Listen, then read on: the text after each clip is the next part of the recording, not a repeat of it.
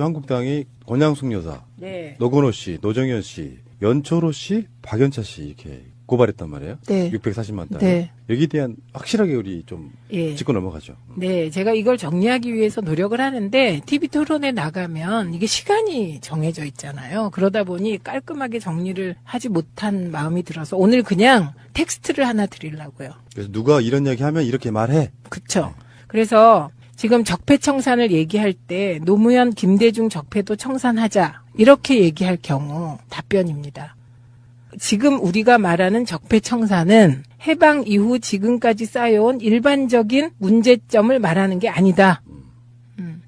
지금 적폐청산은 이명박 박근혜 9년 동안 벌어진 국가적 범죄 행위를 정리하자는 거다. 여기서 핵심 키워드는 국가적 범죄 행위가 이명박 박근혜 정부 9년 동안 너무 많이 벌어졌고 그것이 집약적으로 표출된 게 최순실 국정농단이다. 그래서 그런 국가적 범죄 행위를 정리하는 게 지금 시대가 요구하는 적폐청산이다. 이렇게 정리하시면 되고요. 예. 그다음에 두 번째, 그러므로 신적폐라는 주장은 어불성설이다. 이게 무슨 말이냐면요.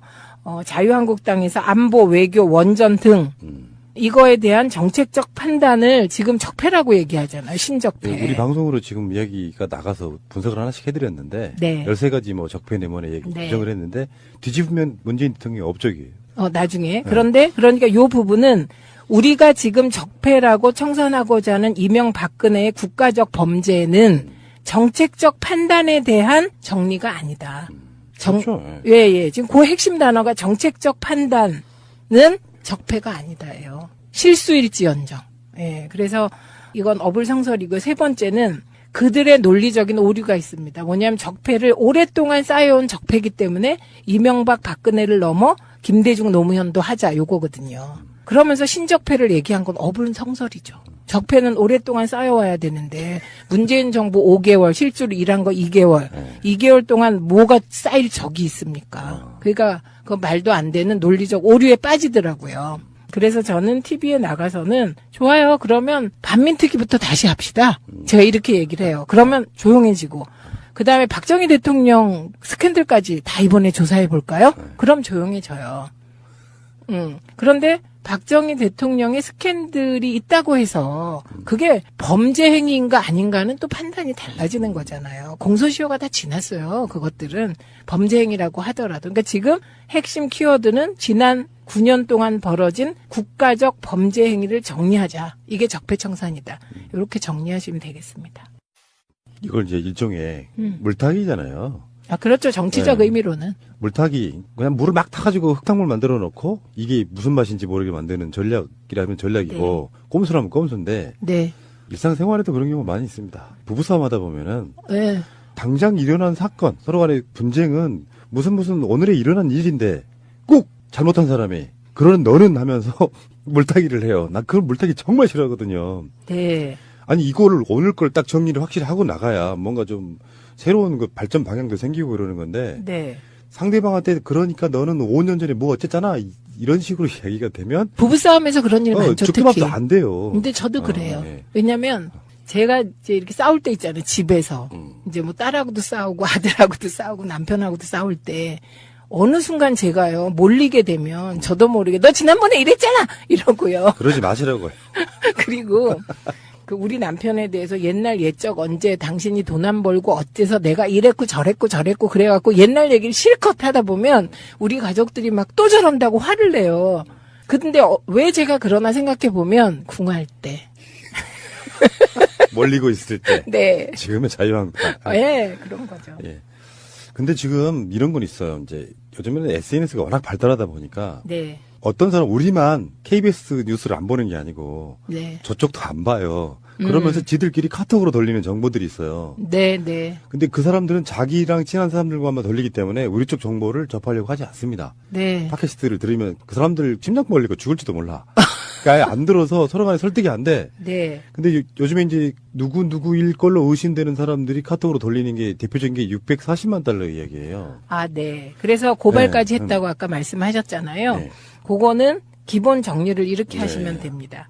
우선 첫 번째, 640만 불 건은 노무현 대통령님 서거로 이명박 정부의 검찰이 공소권 없음 결정을 내린 것이다. 공소권 없음. 예, 이미 내린 것입니다. 그리고 이 공소권 없음 결정을 내린 게 문재인 정부 검찰이 아닙니다. 이명박 정부 검찰입니다. 예, 그리고 두 번째는 그럼에도 불구하고 재조사를 할 수 있는 요건이 있습니다. 그게 가장 중요한 게 새로운 증거가 나오거나 결정적인 새로운 진술이 나와야 돼요. 그 진술과 관련한 문건이 나오고. 모든 사건이 그래요. 네, 그런데 새로운 증거 나온 거 없고요. 진술 나온 거 없고요. 새로운 문건 나온 거 없습니다. 그리고 이 새로운 문건 관련하여서도 해당 당사자들로부터 새로운 진술이나 문건이 나와야 돼요. 아까 고발했다는 분들. 그런 거 없습니다. 지금 어거지 쓰고 있는 거고요.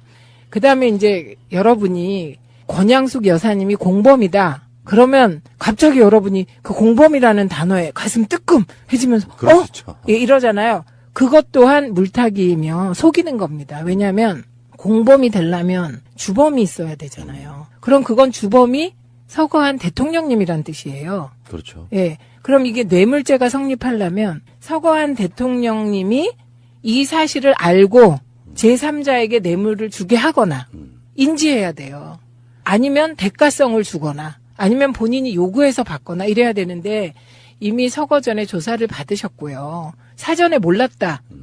그런데 우리 가족이 받은 건 사실이다. 일부를. 이건 정리 한번 해봐야 되는 게 그쵸? 어떤 느낌이냐면 일단 박연차, 노무현, 권양숙 이런 분들이 아주 어렸을 때부터 친한 친구들이었어요. 분들이다. 네. 근데 이런 경우는 있거든요. 예를 들어서 남편은 정치를 막 하시고 계시는데 실제로 권양숙 여사 입장에서는 사실 친구 관계라고 할 수 있는 박연차 씨한테 노정현 씨 관련해가지고 저는 제가 알고 있게 돈을 빌린 걸로 알고 있거든요. 그런 걸 이제 다 말아가지고 뇌물을 받았다 이렇게 되는 거고. 그게 뇌물이 아니라니까요. 그러니까 그렇게 네. 그쪽에서 지금 그렇게 공격을 하는 거고. 네. 그리고 문재인 대통령이 대선 토론 때 이제 홍준표랑 이렇게 붙으면서 했던 이야기 중에 그런 게 있잖아요. 당사자가 그러니까 권력자, 공무원인 자가 뇌물을 그러니까 그 돈을 받았다는 사실을 모르는 상태로 무슨 뇌물죄가 성립이 되냐. 네, 네. 근데 우리가 최대한 양보해가지고 돈을 빌렸든 뭐 어쨌든 간에 권양숙 여사가 박연차 씨로부터 받은 돈, 빌린 돈이든 어쨌든 간에 그런 것들이 법적으로는 전혀 뇌물죄가 성립이 안 되는 요건들이잖아요. 네, 권양숙 여사는 공직자가 아닙니다. 그리고 대가청구도 없었고요. 예, 그 뇌물죄가 성립되려면 공직자여야 되고 대가성이 있어야 되고 그래서 제3자 뇌물죄가 또 있잖아요. 본인이 안 받아도 제3자가 받으면 이제 공직자가 뭐 대가를 주거나 알거나 이러면 뇌물죄가 되는데 일단 모르셨습니다. 예, 몰랐다는 게 중요하고 더 중요한 게 있어요. 이제 노무현 대통령님이 몰랐나 알았나를 조사할 수가 없다는 거예요.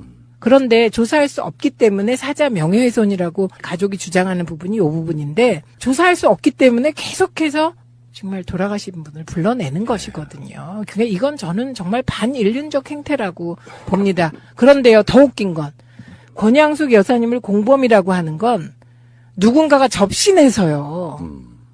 이승과 저승을 오가면서 확인하지 않고는 불가능한 얘기죠. 뇌물죄가 성립되지 않기 때문에 공범이라는 말도 성립되지 않고 명확하게 공범이라고 표현하는 것 자체가 권양숙 여사님에 대한 명예훼손입니다. 그러니까 이건 이제 법적인 해석인 거고 인풋 아웃풋 입장에서 보면 어떤 대가성도 없었다. 그 단순한 애가 지금 아까 640만 달러 중에 140만 달러는 노정현 씨 관련해서 빌린 것이고 네. 그리고 500만 달러는 골프장 그 건 아니에요. 골프장 네. 인허가. 네. 그러니까 네. 간단히 말해서 경상남도는 봉화마을에 박연차 씨가 그 연철호 씨랑 같이 주도하는 네. 골프장 사업에 관련돼 있었다라고 해요. 네. 근데 경상남도 그 당시 김태호 지사 같은 경우는 허가를 내줬답니다. 근데 네. 노무현 정부의 환경부가 결국에는 허가를 안 내주면서 네. 골프장 사업이 무산됐다. 무산됐어요. 네, 네. 그게 그러니까 만약에 정말 참여정부의 환경부가 그 골프장을 허가했다면 진짜 큰일 날 뻔했어요. 그래도 별거 아닌데 네. 그래도 큰일 날 뻔했다고요. 예, 근데 허가를 안 하셨다고 하더라고요. 그런데 무슨 뇌물이에요? 그러니까요. 그러니까 지금 이제 우리 쪽에서 나가는 모든 토론자들은 우리가 이거 아무리 지금 뭐 피하려고 해도 피할 수 없는 상황이 되었습니다. 그래서 명확하게 정리를 해야 돼요. 재조사가 불가하다. 왜냐하면 그 재조사의 키를 쥐고 있는 게 서거하신 노무현 대통령님인데 재조사가 불가능한 것을 자꾸 재조사하자고 하고 있는 것이다. 이게 사자 명예훼손이라는 얘기고요. 두 번째는 제가 한 번은 참다가 권양숙 여사 뇌물 이렇게 표현을 해서 그거 가지고 그거 틀린 거다 이렇게 박았어요. 권양숙 여사님은 자연인이기 때문에 공직자가 아니라 뇌물죄가 성립하지 않는다. 이렇게 얘기했더니 또 도돌이표로 돌아가서 상대방이 노무현 대통령이 공범이고 어쩌고 이렇게 얘기를 하더라고요. 근데 그게 아닙니다. 사실이 아니고 어거지 쓰는 거고 그렇게 해서 정치적 물타기해서 MB에게로 가는 화살을 돌리기 위한 거고요. 그런데 자유한국당이 MB의 화살을 몸으로 대신 막아줄 생각은 없어 보여요. 그냥 돌리기 위한 것이고요. 그리고 지지층 결집용으로 지금 계속 하고 있는 것이기 때문에 이제 언제 어느 자리에서도 이거 가지고 더 이상 뭐 이렇게 가슴 아파서 가만히 있지 마시고 지금 말씀드린 논리로 따박따박 반박해 주시기 바랍니다. 당당하게. 네. 저는 이렇게 생각해요. 문재인 대통령이나 노무현 대통령을 이렇게 인간 유형의 어떤 나름대로 분석을 해보면 네. 그런 제 표현이 좀 그렇습니다. 네. 못하실 분들이에요. 누구한테 정말로 모르게 뇌물 받아가지고 그렇죠. 그런 거 못하실 분들이고 네. 자기 양심에 뭐 그렇다고 해서 그분들이 신선은 아니었을 거예요. 그런데 최소한 그 정도의 기본을 갖고 있는 사람들이고 아까 말씀드렸잖아요. 가장 절친이라는 박연차의 그 연초로와의 골프장 관련한 그 사업을 노무현 정부가 정말로 특혜를 주려고 했다면 당연히 그 허가 내줬겠죠. 대통령께서 검찰에 조사받으러 가시기 전날 참여정부의 장차관 하던 분들이 이제 연통을 돌려서 내려갔어요. 그래서 봉화에 가서 저희가 같이 이렇게 하룻밤을 자고 아침에 대통령님을 뵙고 검찰 조사 받으러 가셨거든요. 네. 그때 대통령께서 미안하시잖아요. 어쨌건 그게 무슨 내용이건 우리 쪽 사람들은 털어서 먼지 안 나기를 바라고 살고 하늘을 우러러 한 점 부끄러움이 없이 살라고 노력하는 사람들이고 대통령께서도 그러셨는데 이런 일이 어쨌든 벌어졌으니 가족이 일부라도 돈을 빌렸든 받았잖아요. 그게 범죄는 아니라도. 그러니까 죄송하시니까 이런 말씀을 하시더라고요. 정말 정치를 하는데 정치 자금이라는 거 돈 때문에 너무 힘들었다. 그런데 어느 날 박연차라는 사람이 나타났다. 그리고 아무 대가 없이 노무현이라는 이 정치인을 높게 평가하고 그래서 필요한 자금을 대주고 그러면서 아무 문제 없이 친구처럼 지냈다. 그때 당신에게 박연차는 이 표현을 쓰셨어요. 구세주 같은 느낌이었다. 이렇게. 그 당시엔 노 대통령만 그렇게 정치하신 게 아니잖아요. 그쵸. 대부분 다 그런 후원자들이 있었잖아요. 그렇죠. 그게 이제 17대 국회부터 엄격해진 거고요. 16대 국회 때까지는 선배들 말씀 들어보면 정말 나빴어요. 제 말씀 안 드렸나요? 한번 그 당대표 선거하면 지역위원장들 손에 1억, 2억이 그냥 쥐어진다는 거잖아요. 그런 정치를 했던 시대가 있고요. 그럴 때 정말 투명한 정치를 꿈꾸었던 노무현이라는 젊은 정치인은 좌절도 많이 했을 거고 또 현실적으로 아무리 혼자 깨끗해지려 그래도 조건이 안 되니까 정말 돈 때문에 좌절도 많이 겪어서 오죽하면 생수사업을 했겠냐고요. 네, 그래서 그때 그런 말씀을 하셨는데 저는 속으로 정말 박연차 씨가 너무 싫었어요. 그러니까. 네.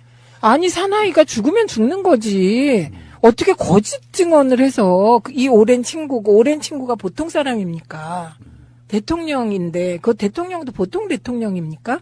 우리나라 정치의 패러다임을 바꾼 대통령을 친구로 가진 것만으로 얼마나 자랑스러워요. 그래서 저는 그 후에 강금원 회장님을 되게 속으로만 좋아했어요. 한 번도 표현 못했어요. 멀리서만 좋아했어요. 그분은 많은 분들에게 후원도 하시고 도와주셨지만 형을 살더라도 자기가 이런저런 걸로 대통령님을 배반하지 않았어요.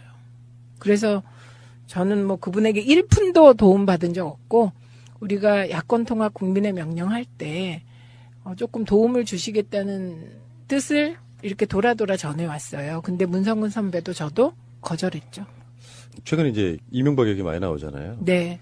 한때는 이명박 선거에 붙은 적도 있어요. 노 대통령이. 국회의원 선거 때. 종로에서 아마. 종로에서. 그때 당시에 이명박의 그 금권 선거. 이건 뭐 세상이 다 아는 이야기. 이거 비리로 네. 비리로 잘려서 그 자리에 노 대통령이 가신 그러니까 거죠. 정계 은퇴 사안 정도. 네. 반대로 뭐 좀 비슷한 얘기가 될지 모르겠는데 이쪽 사람들 돈이 되게 없었잖아요. 네. 근데 그런 게 있어. 난 그런 사람들이 왜 어떤 사람들인지 모르겠는데 생활 이야기를 한번 해볼게요. 네. 이게 땅 파서 이게 방송을 만들 수가 없어요. 네. 기본 제작비, 출연료 뭐 등등등 해서. 네. 근데 제 방침은 또 광고하는 사람들은 뭐 봉이냐. 그래서 정말 다른 방송에 비하면 막 4분의 1, 5분의 1 광고료 받아서 제작비 만들어서 방송하고 있는 거거든요. 그냥 광고료 2분의 1좀 받으면 안 돼요? 그러면 그분들이 광고 낼 기회가 다 사라져버려요. 아. 한 달에 내야 되는 광고비가. 그러면 그분들이 이제 좀 광고로 잘 되면 조금 스스로 올리고 이러면 안 돼요? 그러니까 저는 원년 광고비를 그대로 받고 있습니다. 그때 그분들은. 네. 근데 문제는 무슨 얘기를 하려고 그러냐면 네. 기본적인 정치 자금도 필요하고요. 네. 돈도 필요해요. 네. 솔직히 말씀드려가지고 누군가가 너희들 방송 아무 조건 없이 얼마 제작비 지원해줄게, 후원해줄게 하면 정말 고마울 것 같거든요. 대신 나 그 사람한테 특히 안 주면 돼. 정치인도 아니지만. 그래서 난 노무현 대통령이 인간적으로 너무 이해가 되는 측면인데다가 예를 들어서 이게 좀 약간 언밸런스한 거예요. 아까 이명박이를 왜 꺼냈냐면 네. 그런 사람들은 그렇게 돈으로 온갖 협잡질에 나쁜 짓 다 해도 네. 거기에 대해서 말 잘 안 해. 네. 근데 노무현 대통령이 무슨 신이었냐고요. 근데 정치적 후원자들, 그러니까 제가 봤을 땐 그래요. 박연차 씨를 나쁘게만 보면 웬만한 사람들 다 좀 거물 정치인들은 후원자가 있는데 나도 노무현이란 정치인 후원 한번 해보고 싶어서 자기 격도 올라간 게 있는 거거든요. 그럼요. 네. 근데 그런 측면들을 가정했을 때 대가성이 없었더라도 박연차 씨는 나름대로 후광 효과를 누렸다고 봐요. 당연하죠. 네. 그리고 박영차 씨는 노무현 대통령님은 박연차 씨를 친구처럼 대했을 것 같아요. 그런데 박연차라는 분에게 있어서 노무현 대통령님은 정말 특이한 한 분이었을지 모른다 이런 생각이 들어요. 왜냐하면 그분은 뭐 박관용 전 의장이나 여러 명하고 관계를 맺고 여러 명에게 돈을 주고 뭐 이렇게 관리를 해온 마치 치부책을 든 상인 같은 옛날 영화 속에 그런 분이더라고요. 그래서 제가 또 하나 살짝 말씀을 드리자면 이제 정치를 하다 보면 국회의원과 알고 지내는 것 자체를 되게 자랑스럽게 생각하고 그런 분들이 계세요. 그런 분들 중에는 좀 사업적으로도 성공하고 출세한 분들이 계세요. 그래서 꼭 뭐를 바라기보다 좋은 정치인을 후원하는 것을 기쁨으로 아는 분들이 계세요. 예, 그래서 그렇게 해서 정말 건전한 후원 문화가 형성되면 좋고 지금은 이제 정치자금법이 잘 정비가 돼서 후원회를 이제 할 수 있으니까 그런 이제 어떤 공식적인 법적으로 보장된 통로를 통해서 후원할 수 있는 길이 있기 때문에 되게 좋아진 거죠. 근데 이제 제가 후원회를 안 했던 건 이런 것 때문에요. 지금 당한 거. 이해찬 총리처럼? 네, 제가 만약에 그때 후원회 했으면 저는 임기 중에 잘렸을 거예요, 아마. 아마도. 네. 왜냐하면 후원금이라는 게 내가 모르게 문제되는 돈이 들어올 수도 있거든요. 그게 코에 걸면 코걸이 이런 방식으로. 네, 그래서 엮어버리니까. 네, 후원금에 대해서 이런 말이 있습니다. 정치인은 담벼락을 이렇게 걸어가다가 왼쪽으로 떨어지면 감옥이고 오른쪽으로 떨어지면 사회다 이런 말이 있거든요. 그래서 그런 얘기를 하도 들어서 나는 언론과 싸우는 거니까 제가 채널A 이제 주주 구성의 불법성 파헤칠 때 채널A 기자하고 옆에 있던 다른 방송사 기자가 있었는데 막 달려온 거예요, 저한테. 조심하시라고.